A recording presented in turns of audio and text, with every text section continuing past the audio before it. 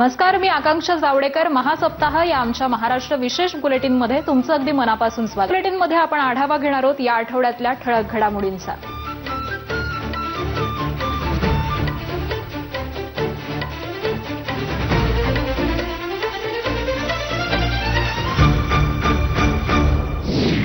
पहिलीच अभिमानास्पद बातमी आहे T20 क्रिकेट विश्वचषकासंदर्भातली.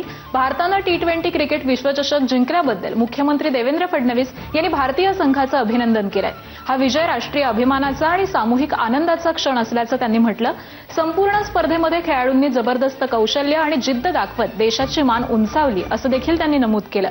आपल्या संदेशामधून त्यांनी सूर्यकुमार यादव यांच्या संयमी नेतृत्वाला आणि संपूर्ण संघाच्या सांघिक कामगिरीला सलाम केलाय. या पुढची बातमी आहे पुण्यातून. पुण्यातल्या सावित्रीबाई फुले पुणे विद्यापीठ चौकातील दुमजली उड्डाणपुलाचं उद्घाटन मुख्यमंत्र्यांच्या हस्ते दूरदृश्य प्रणालीद्वारे करण्यात आलं. पुण्यासारख्या वेगानं विकसित होणाऱ्या शहरासाठी मजबूत पायाभूत सुविधा अत्यावश्यक असून शहर करण्यासाठी शासनाकडून बहुआयामी नियोजन केलं जात असल्याचं मुख्यमंत्र्यांनी सांगितलं. झपाट्यानं विकसित होणाऱ्या पुण्यातील वाहतूक कोंडी कमी करण्यासाठी भुयारी मार्ग, जमिनीवरती आणि उन्नत अशा तीनही प्रकारामध्ये वाहतूक सुविधा उभारण्यामध्ये येत असल्याचं मुख्यमंत्र्यांनी नमूद केलं.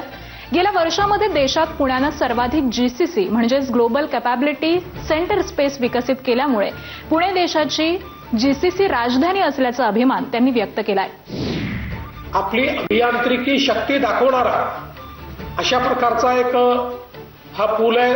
त्याचं जे एकात्मिक डिझाईन आहे ते निश्चितपणे आधुनिकतेला शोभेसं अशा प्रकारचं डिझाईन आहे आणि म्हणून एकात्मिक दुमजली पुलाला स्वर्गीय अजितदारांचं नाव देण्यात यावं अशा प्रकारची जी सर्वांची मागणी आहे, मी देखील त्याच्याशी सहमत आहे आणि निश्चितपणे आपण तशा प्रकारचा निर्णय घेऊ.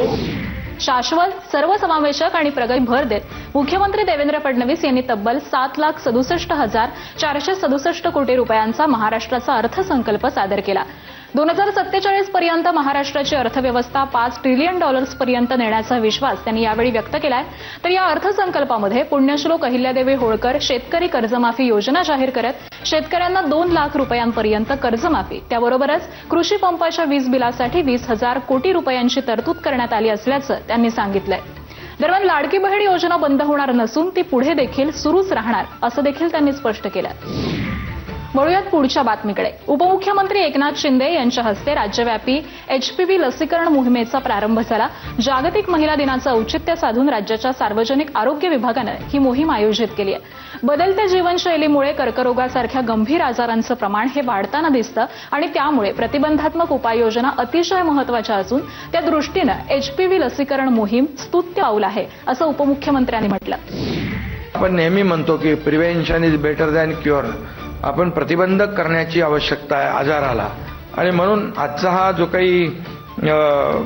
हा उपक्रम आहे अतिशय स्तुत्य उपक्रम आहे आणि यामध्ये 9 ते 14 वर्षाच्या मुलींना आपण ही HPV लस देणार आहोत.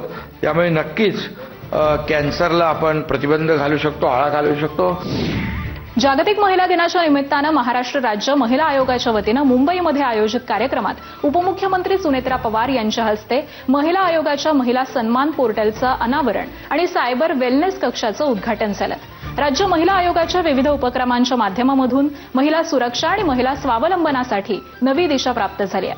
माध्यमांद्वारे महिलांच्या समस्या या अधिक पारदर्शकपणे आणि परिणामकारकपणे सोडवण्यासाठी वारण पोर्टलची नक्कीच मदत होणार असल्याचं त्यांनी म्हटलेलं आहे.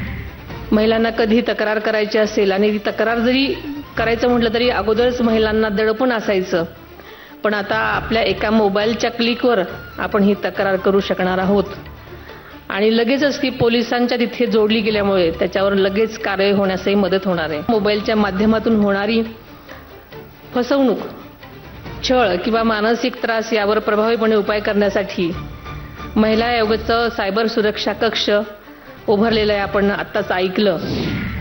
आणि या बातमीसह वेळ झालेली आहे आता इथेच थांबण्याची. ताज्या घडामोडींसाठी पाहत रहा ABP माझा.